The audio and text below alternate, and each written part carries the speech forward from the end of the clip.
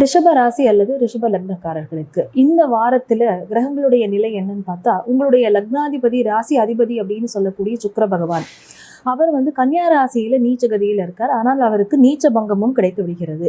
அதாவது உங்களுடைய ராசி லக்னத்திற்கு 5ஆம் இடத்தில் கன்னியில் சுக்கிர பகவான், சூரியன் 6ஆம் இடமான துலாத்தில் இருக்கிறார்.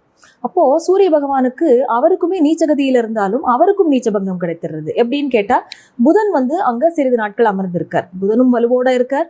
சுக்கிரனும் அங்க அடுத்து பயிற்சியாகி துலாம் ராசிக்கே வந்துருவார். இப்போ உங்களுடைய லக்னாதிபதி போய் 5ஆம் இடத்துல உட்கார்றது அப்படிங்கிறது உங்களுக்கு பூர்வீகத்தை நோக்கி உங்களுடைய மன எண்ணங்களை அதிகப்படுத்தும். அதாவது குழந்தைகள் சம்பந்தமான விஷயங்கள்ல நிறைய நல்ல விஷயங்கள் நடக்கிறதுக்கும் அவங்களுக்கு முன்னேற்றங்கள் இருப்பதற்கும், அதே நேரத்துல நீங்க உங்களுடைய பூர்வீகத்தையும் பாட்டனார் மூலமாக நிறைய ஆதாயத்தை பெறுவதற்கும் இந்த வாரம் உங்களுக்கு ஒரு துணையாக இருக்கும்.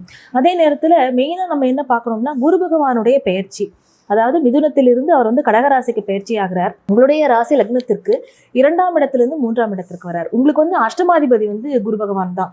அவர் 2ஆம் இடத்துல இருந்தவர் இப்போ 3ஆம் இடத்திற்கு வந்திருக்கார். உங்களுடைய முயற்சிகள் அப்படிங்கிறது நீங்க பிளான் பண்ணி பண்ற விஷயம் பெருசா உங்களுக்கு ஒரு நற்பலன்கள் பண்ணிடாது. ஆனா எதிர்பார்க்காத விஷயங்கள் உங்களுக்கு நிறைய ஆதாயங்கள் கொடுக்கறதுக்கு ஒரு துணையாக இருக்கும்.